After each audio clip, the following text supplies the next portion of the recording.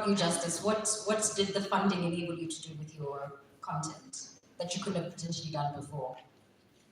Well, for me, it was, as I said before, more to equip myself in terms of having a team around what I do, because the kind of content I create and revolves around moving around at times, but mostly having some level of sophisticated equipment to really bring out the quality that I desire to have. And so equipment was one, and also the team, being able to have a team around that, and they can also be able to at least take care of our human needs.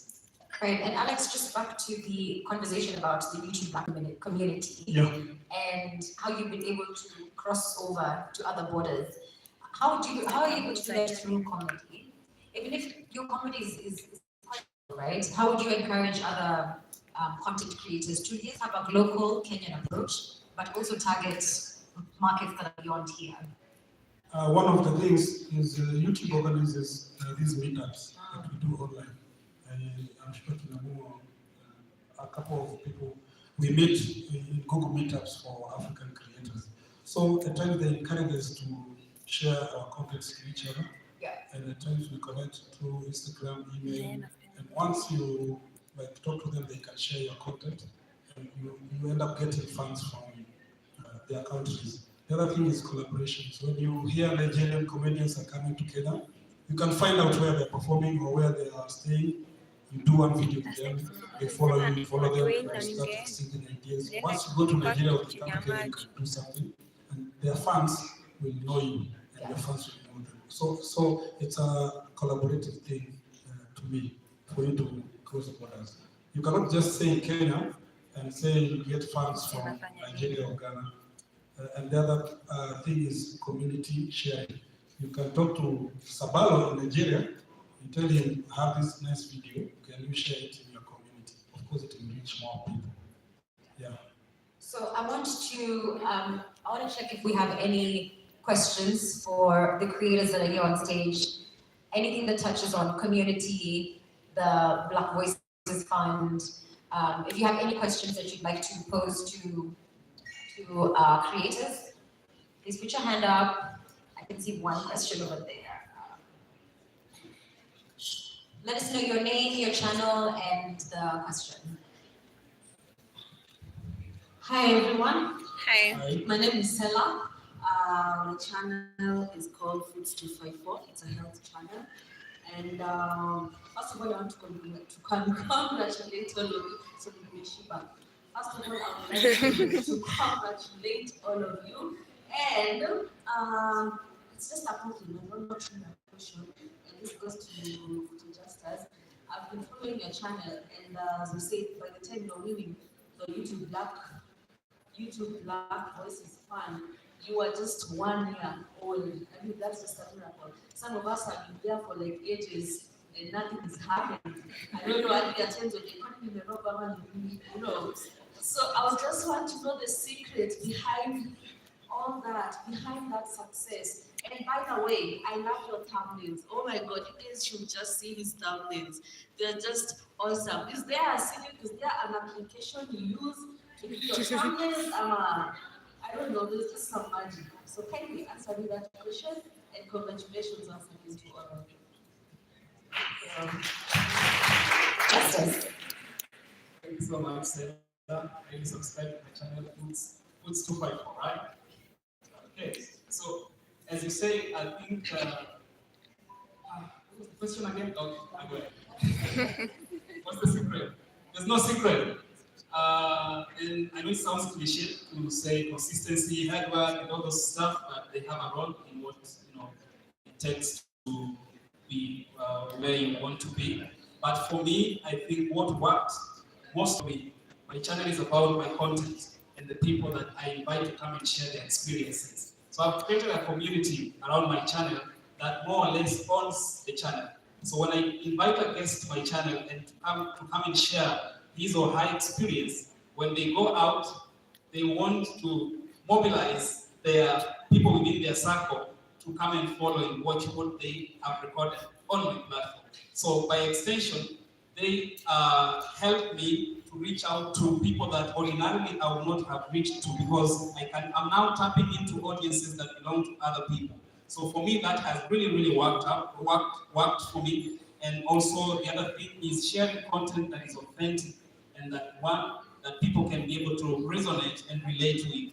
I believe that just like Lynn and other content creators that have tapped into that area of storytelling, it's a sure bet. People love stories. And when one is telling a story that you wish you have told, you get excited.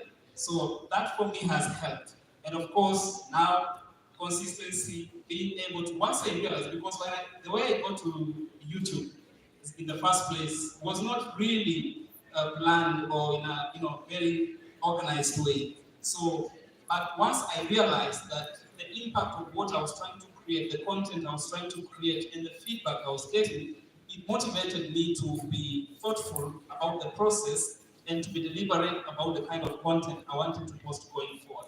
So for me, I think content is king, and if you believe in what you're doing and you're doing it because it's what you would have done without paying, then the rest of the things like money and numbers will definitely follow you. Amazing. That's really powerful. Do we have any other questions? Sure, we've got a question and one few questions. All right, let's start with you. Oh, hello guys. Hi. Hi. My name is Great Sham. I'm a dancer. And I have a question to all of you about the 15 views, 6 months moment. Because you all have all those moments as creators, right? How did you deal with those moments? And right now, at the position that you are, what is it that you do different that can change the way you felt at that time? Yeah, thank you. 15 views in 6 months. Now, I can relate. Now, let me tell you what happens. You even do 1,000 videos, getting 15 views in 1 year, whatever. But one day, one video will go viral. That person watching you will want to know where it started. So you start seeing the 15 views, come to 20 views. A video you did 5 years ago has 1 million views now in 2022. So never be worried about the 15 views. One day you get hundreds of views in your channel. Yeah. Cheyenne, you want to add to that? Justice, good. I mean, we've all been there. Sometimes you feel like pushing the views or the subscribers, to get where you want to. Because at the end of the day, you want to talk to someone. It's almost, annoying when you feel like you're talking to yourself and no one is listening. So it can be frustrating at times. And that's why I said that it has to start with you doing what you love. So that's the only way you'll keep doing it. Otherwise, if you're only doing it for the number, as a result of people not having anything else to do, and Lynn put it very elaborately that content creation should not be your side hustle or side E or it can, if it is something that speaks to you in the first place, then you'll keep doing it despite the 15 views. And keep sharing. Keep sharing. One day, as Alex says, it will really come to count. Fully agreed. We had a question. Sorry, these lights are blinding me. Oh, here, yes, I can see. And then we'll come to you, and then to you, and then, okay, we have very many questions. Do we have time for all these questions too? We can do how many questions? We can do 4 questions, okay. How do we go through that? Hello. Hi everyone. My name is Violet, but you can check me out on YouTube as Melanin V. So subscribe right now if you're able to. Yes, so my question goes to all of you, but mostly sharing moments just us. Do you think the length of a video really matters?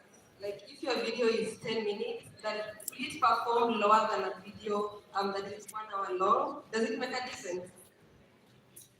I'm one person who really struggled to upload a 1 hour video for the first time because it was not normal to upload a 1 hour video on YouTube and expect people to watch for 1 hour.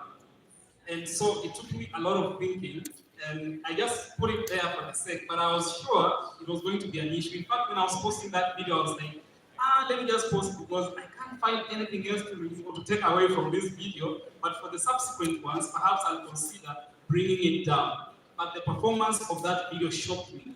I realized that people are not necessarily interested with the length of the video, but the content. If you can capture their attention, especially in the first few minutes, then you'll have them hooked to the end.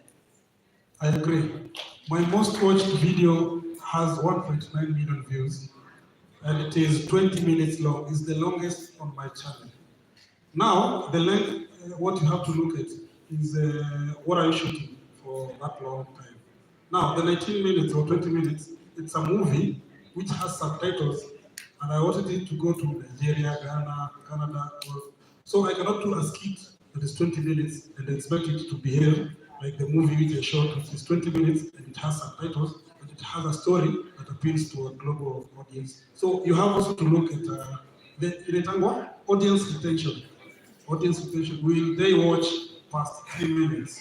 So if it's interesting content, like Lynn's content, even if she does 3 hours, and the story is very interesting, I'll watch even 5 hours because first hour I pause, then I go to the washroom. The second hour I go to Google.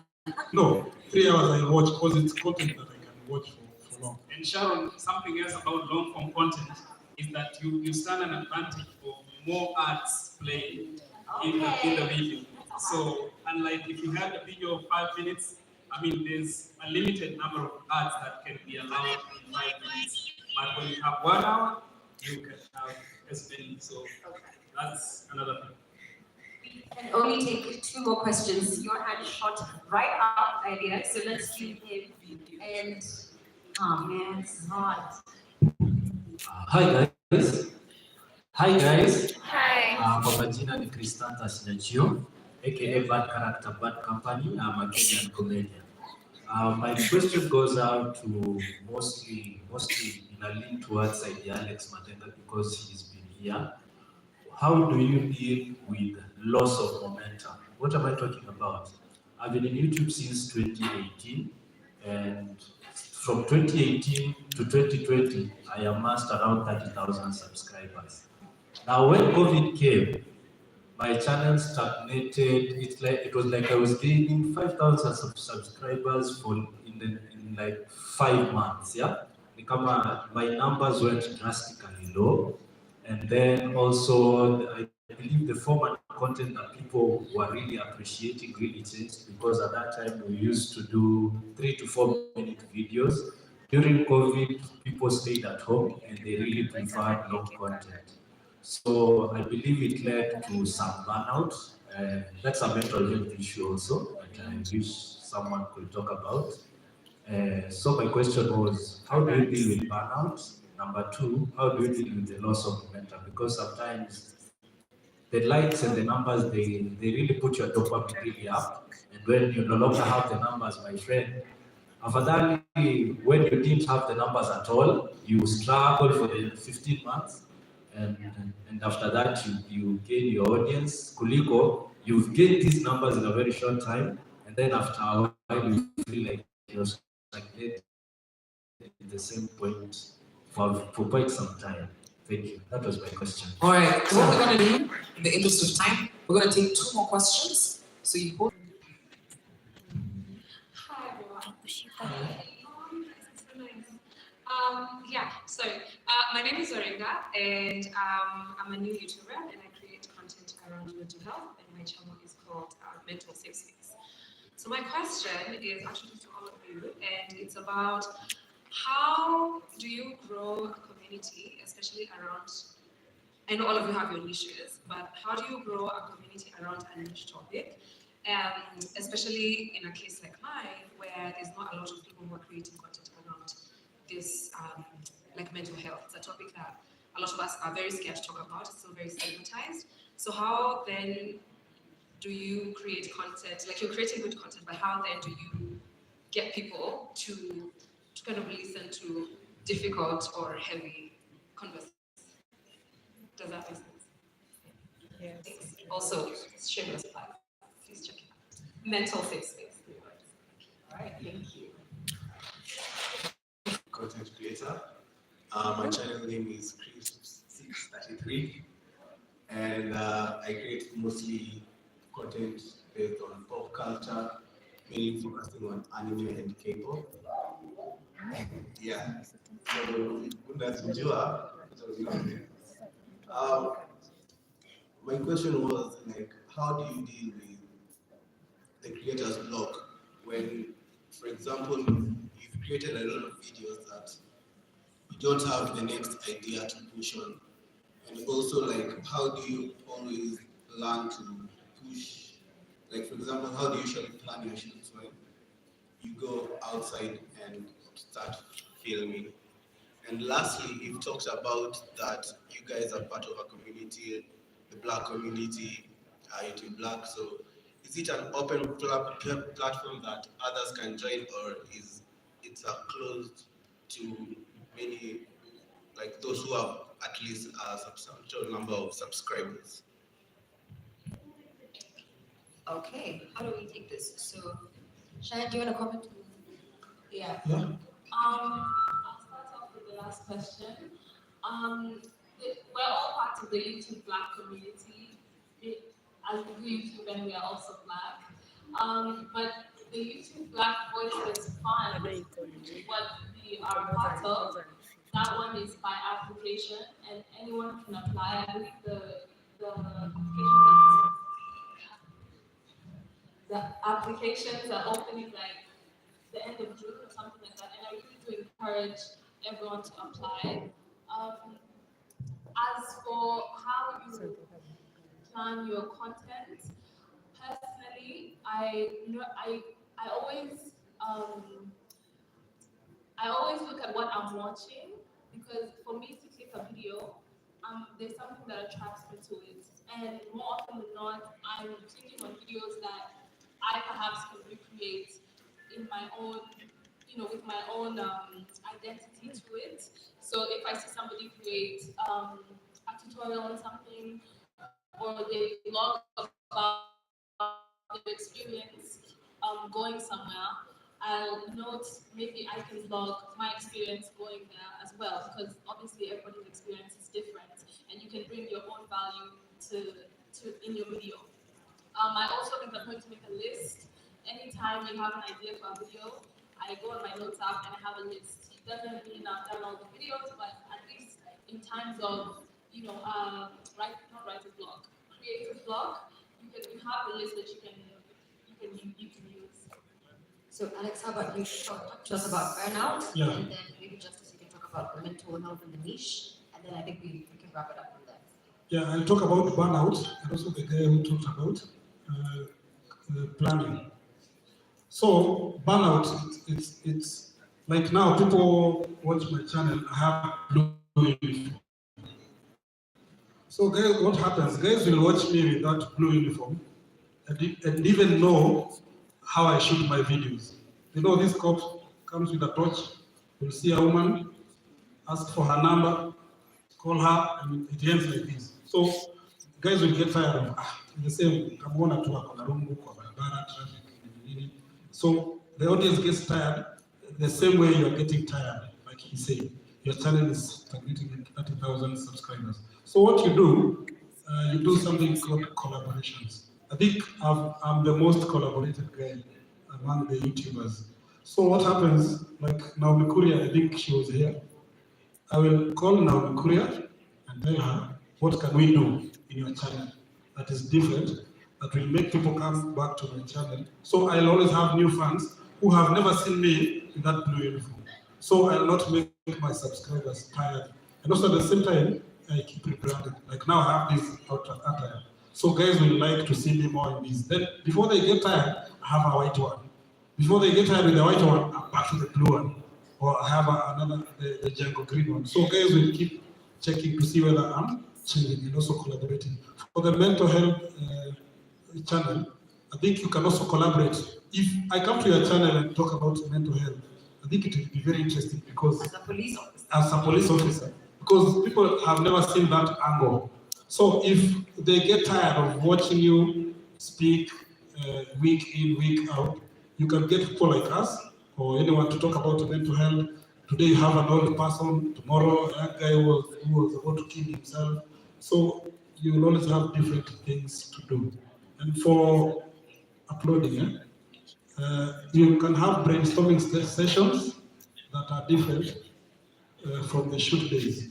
So like you brainstorm with your team on Monday, have all the ideas, sleep over them, maybe shoot on Tuesday or Wednesday, and also edit on a different day. Maybe that way you'll have different ideas. Yeah. All right, Justin. Okay, so let me address what Waringa talked about. And Waringa, thank you so much for what you're doing, because she's actually talking about on her channel things that I think every creator needs to listen to. Our mental health as creators is very important, and that is what she's talking about. And so you're saying that you create content for, you have your own niche, like you say, mental health, but somehow I know people who almost no one is interested, or very few people are interested in watching that kind of content. I'll use an example. Yesterday I was sharing with my friend here, Mumo, and he does crypto, a lot of crypto content at the moment. And he is not creating for now, he is creating for the future. This is a conversation that he knows in a few months' time or a few years' time will blow the worldwide space. And so sometimes what you're creating, perhaps you are a few years ahead of us. So don't be disappointed for being ahead of the world in terms of the content that you're creating. Be patient, be consistent, but in everything, try and reinvent yourself where possible. There are numbers or details that can help you know whether what the direction you're going or how the audience is relating to your content. So look at the analytics of your channel and see the few videos that are performing well, what is making them perform, who are watching those videos, so that when you're creating the next content, it's not just haphazard, but it's based on some data. Right, and I think it's important to mention at this point that you guys have really touched on the YouTube Black community, some of the resources that are available to you, especially the YouTube Black Voices Fund. I honestly think it's such an incredible opportunity. They're not even telling you the full story of like how much you can get out of that. But we're gonna put a QR code on the screen. And when you scan that QR code, you can basically, you opt into the YouTube Black community. It's like a mailing list. And in there, you'll be getting updates on when the application is opening, which is very, very, very soon. And you also get to know more about when there's those online meetups, just everything you need to know about being part of YouTube Black community. And I strongly, strongly urge you to opt in. We're gonna put the QR code on your screens, as you can see, so please scan it, get involved. Like it's such a dope opportunity that I really think everybody should lean into it. So with that note, we've come to the end of this session. Please give a round of applause for our amazing creators for today. Thank you.